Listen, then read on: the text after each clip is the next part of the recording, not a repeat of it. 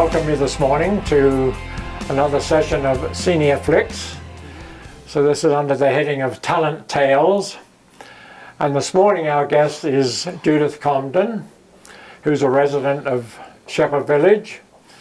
And so Judith is a person of many talents, and she'll tell us specifically about one of her talents in particular this morning.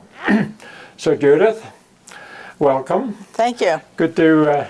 Good to see you. So you're well known at Shepherd Village. You have many talents. You have many. You serve in many different areas here. So tell us a little bit about yourself. Tell us a bit about yourself, who you are, your life, whatever. Well, I've lived here for 8 years now, 8.5 years in Shepherd Village. I had been fortunate enough to have a variety of things that I did during my lifetime. I'm a mother of 2 children and 2 grandchildren. And my one big passion through life has always been sewing, which I started when I was 12. And then when I was 50, my sister opened a quilt shop. And I thought, well, this is a breeze, you know. And she kept saying things like, if you use one sewing machine here and then use another one, your seam allowances are going to be different. And I thought she was crazy, because how could they be different, right? But there is a difference. And there is an importance that if you start a quilt, which I got into at 50, and which is over 30 years ago now, and that is my big passion. And I love quilting. I love working with my hands, and that I love the colors of the fabric. I have quite a stash in my apartment, so you know. And I've taught my grandkids how to quilt, and that too. So. Yeah, that's really interesting. I wasn't really aware that quilting was that well sort of known and widespread. Oh, all over the world. All over the world. And a lot of men. A lot of men. Interesting. Yeah, quilt. So. That's one of the talents I've never really experienced, Judith, believe it or not. Well, you probably have slept under one over the years. Yeah. You know. Yeah, if I'd have known a bit more about quilting and sewing, I could have probably fixed my shirt that I had to take to somebody the other day. But anyway, we'll keep in touch with that. Okay. Yeah. So we're going to talk about a particular project of yours that was Yes. pretty a significant thing, and so we can talk about that. So tell us a bit about that. What was that project, and then. Okay, it's what I call our Olympic quilt. At the moment I have possession of it.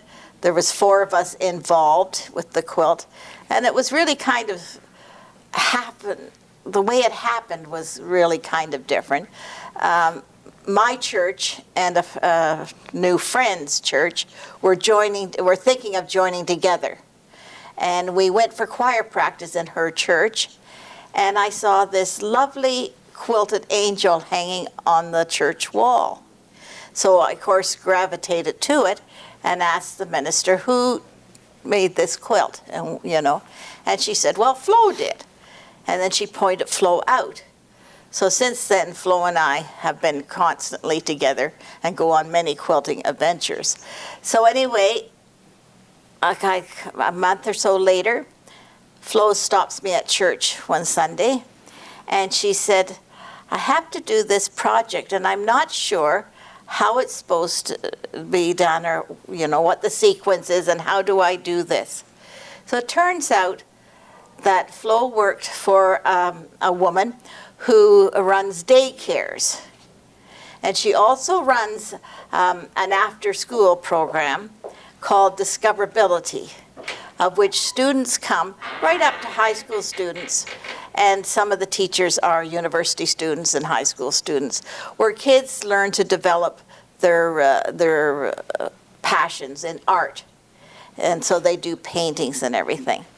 And one of the areas that Irene, the owner, had childcare in was down on the Danforth, which if you're living in Toronto, you know that that's the Greek area. And in 2004, the Olympics, the Summer Olympics, were going to be in Greece. So Irene knew about flow quilting. She was a relatively new quilter at that time, only been doing it for a few years. And she asked her, could she make something? So she had this idea of making a banner. So I think a student from Sheridan College kind of designed a banner and what should go into it. And we would send it to Greece with the Canadian team. Wow, yeah. So it took them several weeks to get their ideas cleared on how they wanted it done, which only ended up leaving us about 10 days to do the actual sewing. Now, involved in the quilt was the 3 flags, the Canadian flag, the Greek flag, and the Olympic flag. So there wasn't time for us to piece it, which could have been done and would have been beautiful. So we just bought the flags, 3 feet by 5 feet. And then she had some of the students in this discoverability paint a stylistic form of the different sports that were going to be played, because you couldn't copy the original because they're copyrighted, right? Okay, yes. So they drew those. So that's what is on the quilt too. So a couple of students painted all of these, and I think there's about 36 of them on the quilt. Okay? And then they had to be transferred. They had to be a certain size. They had to fit within an 8 by 11, I told them. They had to go into that. Then we had to transfer it, and you should know about this with your computer work, is onto special paper that went through the computer so that it would take the image off the paper onto this special paper that we could then iron onto fabric, right? Okay. And so that was fine. We had to wait on that before we could do anything. And then Irene had the idea that we would take the quilt down to the Danforth, because in August, the first part, a few days of August, is the taste of the Danforth. Yep. And we would set up at tables and have passerbys come and sign their best wishes and their name on the quilt for the Canadian team. It's a lovely idea, but I told them nobody's going to sign the quilt, because writing on fabric is much more difficult than writing on paper. And we knew there'd be young children there too, you know, and we didn't know where it would go. So I said, no, we would do it on paper, and then we would transfer it the same way with the paintings. Yeah. Okay? So just let me interrupt. Yes. So now you've got sort of the layout of this quilt, which is destined for Greece. It's going to be shipped from the Danforth over to Greece, Right? for the start of the Olympics. Yes. So Yes. how far ahead of time are you now then? Oh, this is only a couple of weeks before A couple of they weeks. were to leave. So you had lots of time. Lots of time. Oh my Yeah. goodness, lots of time. Yeah. But I happened to be living in a house that I had an extremely large room for a sewing studio. Yeah. And so the people would come, the other 3 would come to my place in the evening, because most of them were working still, and we would work on the quilt. Okay, so there was a quilt shop, still is, in Stouffville. And the 2 owners there, Wendy and Sue, they supplied a lot of the supplies we needed, the fabric. I believe they supplied all the backing and the batting for it. Yeah. Now, Sue's husband, who half owner of the quilt store, worked in the sports department for CBC. Okay. And he was going to Greece. Okay. So we, in reality, have got the actual taping he brought back with him, you know. Because Yeah. I did see it on TV. It was on a Tuesday morning at 7:35, you know. And there it was being shown out in the open in the bright sunlight of Greece. And you never want a quilt in bright sunlight, Okay. because it tends to fade the colors. Yeah. And we were lucky it didn't. It just faded the inscription on the back by who made it. According to the TV, it was made by some little ladies on the Danforth. None of us lived near the Danforth, but that was okay. That was close enough, That yeah. was close enough. Right. It came from the Toronto area, Yeah. you know. But there was a lot of sewing to do, and the Yeah. last part was the binding, which goes, of course, all the way around the Yeah. quilt. So I'll just expose my ignorance here now, No, hey. if I can, Judith. So a quilt is essentially sort of several layers of fabric. Is that right? 3 layers. It must be 3 layers. Oh, got to be 3 layers. That makes it a quilt. Okay. Yes. So you have your okay. top, you have your batting, and then you have your backing. Okay. Right. Well, that's interesting, So yeah. and on the back, we put a sleeve at the top so it could be hung. Yeah. We had a doweling with hooks on the end, Yeah.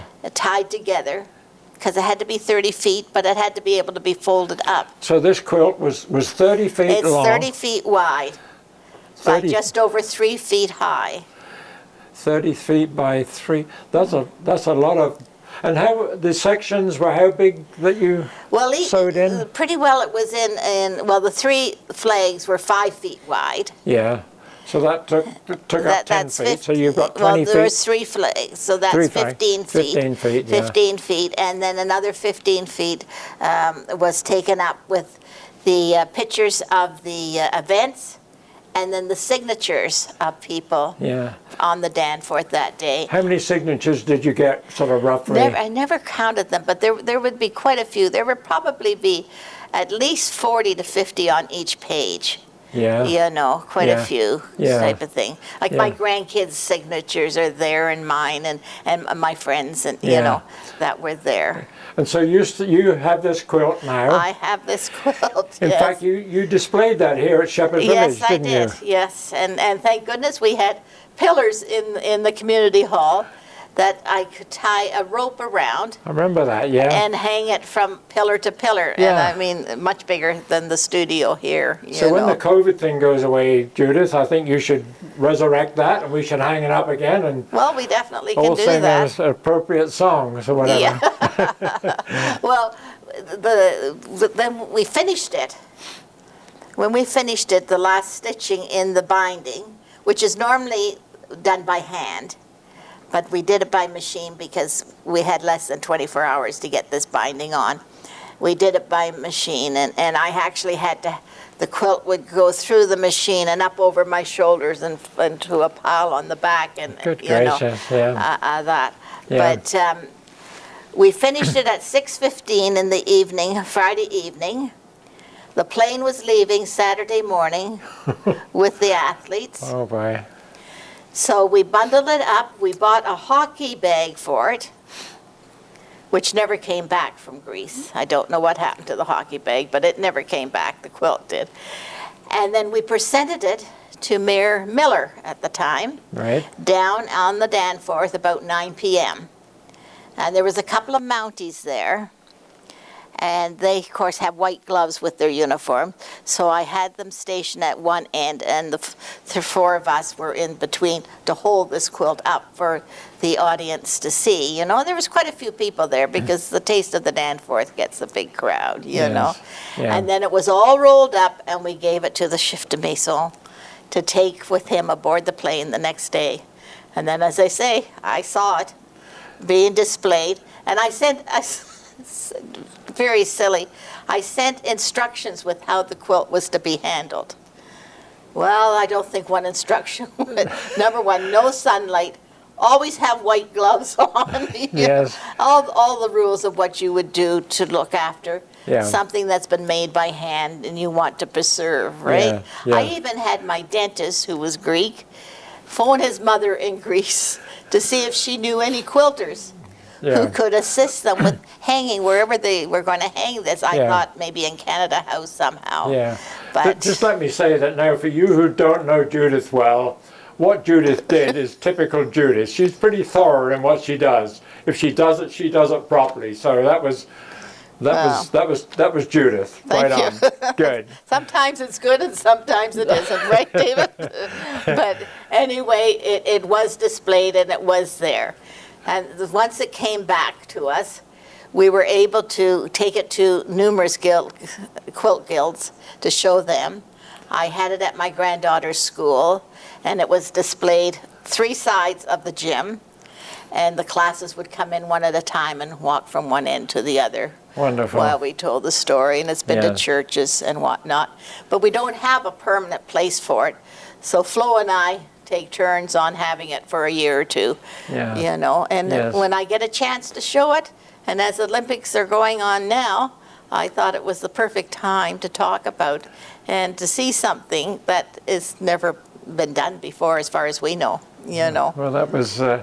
that was most interesting. So once again, it's demonstrated that here at Shepherd Village we've got people of many talents and many gifts, and I think, Judith, we can both thank God, can't we, for the gifts that He has given us, and, Yes. and for the opportunity to use those gifts here and elsewhere and whatever. So that's Yeah, because they do come in handy. that's very You know. very good. Yes, yeah. No. So, Okay, so well, it's, have we? I think so, other than you seeing the quilt, you know, because it is, I think, something else Yeah, type of thing, you know. that's very good.